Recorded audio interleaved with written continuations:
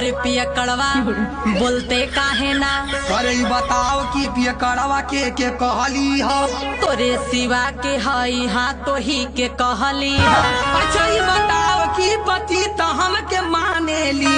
तू कितना पानी में हवाई बात जाने ली। बिना दारू के एक पल न रहल जाला रे।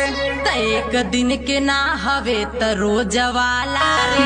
मुझे लगता है कि तोर काल बौरी आइल हो।